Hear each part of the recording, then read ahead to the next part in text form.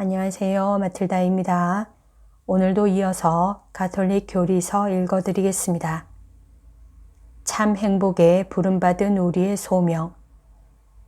참 행복은 예수님께서 하신 설교의 핵심이다. 행복 선언은 바로 아브라함 이후 선택된 민족에게 주신 약속을 반복하신 것이다. 이 약속들은 더 이상 지상에서 누리는 기쁨에 그치지 않고 하늘나라를 차지하게 됨으로써 완성된다. 행복하여라, 마음이 가난한 사람들. 하늘나라가 그들의 것이다. 행복하여라, 슬퍼하는 사람들. 그들은 위로를 받을 것이다. 행복하여라, 온유한 사람들. 그들은 땅을 차지할 것이다. 행복하여라, 의로움에 줄이고 목마른 사람들. 그들은 흡족해질 것이다. 행복하여라, 자비로운 사람들.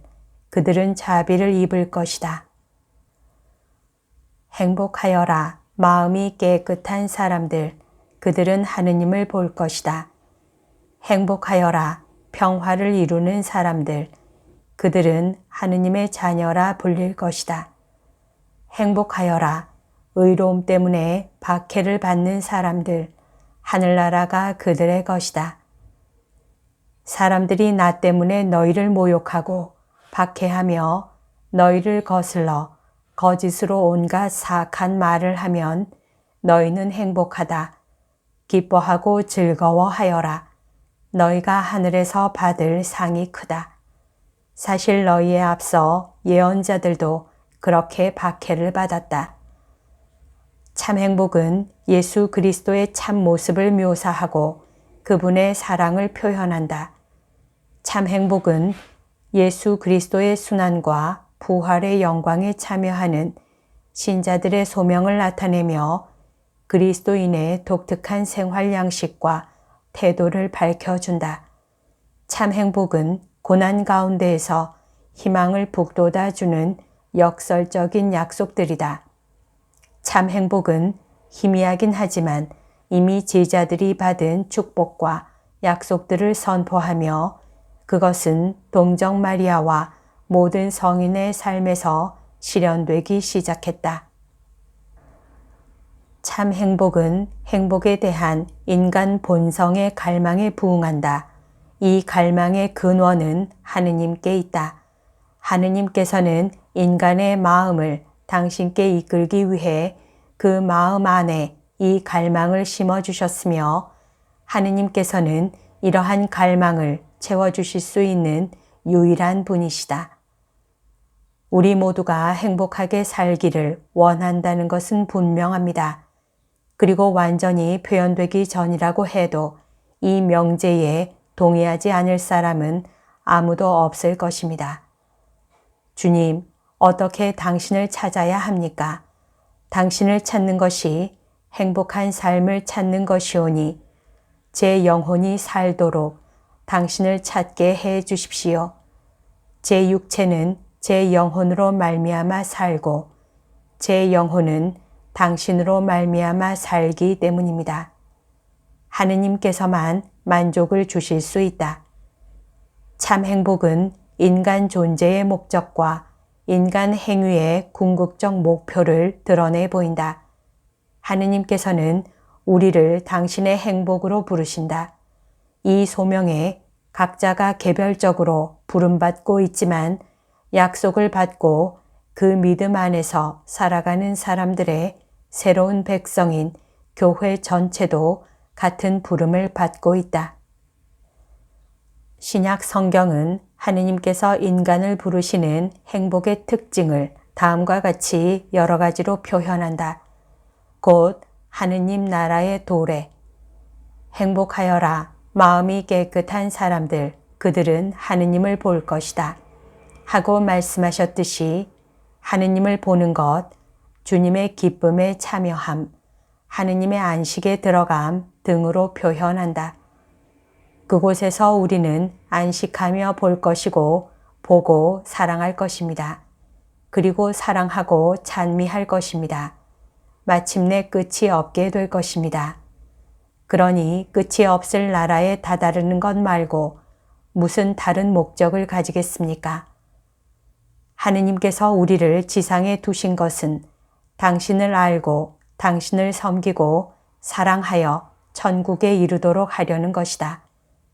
참 행복으로 우리는 하느님의 본성에 참여하고 영원한 생명에 참여하게 된다. 참 행복과 더불어 인간은 그리스도의 영광 안으로 들어가며 삼위께서 누리시는 생명의 기쁨에 들어가게 된다. 이러한 행복은 인간의 지성과 능력을 넘어선다. 이는 하느님께서 거저 주시는 선물의 결과이다.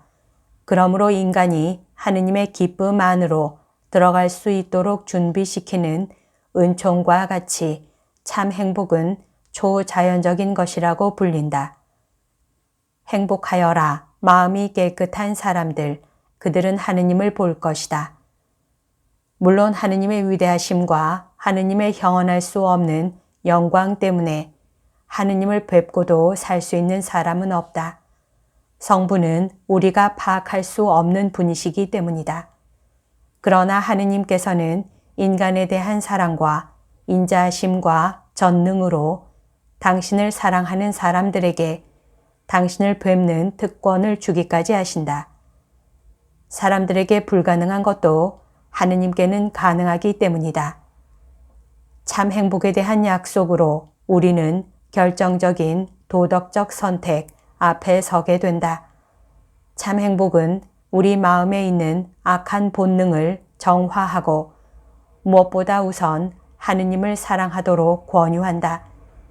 그것은 진정한 행복이 부나 안락에 있지 않고 인간적인 영예나 권력에도 있지 않으며 제 아무리 유용해도 과학이나 기술, 예술 등 인간 업적에도 있지 않으며 어떤 피조물 안에도 있지 않고 오로지 모든 선과 사랑의 근원이신 하느님께만 있다고 가르친다.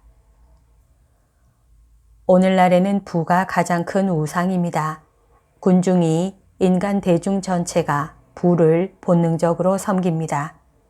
사람들은 재산으로 행복을 재고 또 재산으로 명예를 저울질합니다. 이 모든 것은 재물이면 무엇이든 할 수 있다는 믿음에서 오는 것입니다. 그러므로 재물은 오늘날 하나의 우상이며 명성은 또 다른 우상입니다.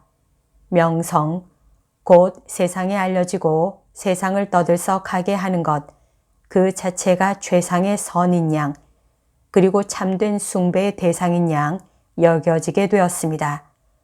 우리는 이를 여론에 의한 명성이라고 부를 수 있습니다. 십계명과 산상설교와 사도들의 가르침은 하늘나라로 인도하는 길을 말해준다. 우리는 성령의 은총으로 지탱되는 일상의 행위들로서 한 걸음 한 걸음 그 길로 걸어 들어간다. 우리는 그리스도의 말씀으로 풍요롭게 되어 교회 안에서 서서히 하느님의 영광을 위한 열매를 맺게 된다. 다음은 지금까지 내용의 간추림입니다. 참 행복은 아브라함 이후 하느님께서 하신 약속들을 한데 모으며 완성하고 하늘나라를 향하게 한다. 참 행복은 하느님께서 인간의 마음에 넣어주신 행복에 대한 갈망에 부응한다. 참 행복은 하느님께서 우리를 부르시는 최종 목적을 가르쳐 준다. 그 목적은 하늘나라, 하느님을 배움, 하느님의 본성에 참여함, 영원한 생명, 하느님의 자녀가 됨, 하느님 안에서 누리는 안식이다.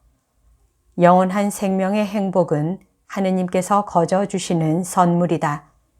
영원한 생명으로 이끄는 은총과 마찬가지로 참 행복도 초자연적인 것이다. 참 행복은 우리를 지상의 행복에 대한 결정적인 선택 앞에 서게 한다. 참 행복은 우리의 마음을 정화하여 모든 것 위에 하느님을 사랑하도록 가르친다. 천상 행복은 이 세상 재화를 하느님의 법에 맞게 쓰는 식별의 기준을 결정한다. 여기까지가 오늘 들려드릴 내용입니다. 오늘도 하느님의 뜻 안에서 서로 사랑하는 하루 보냅시다. 사랑합니다. 축복합니다.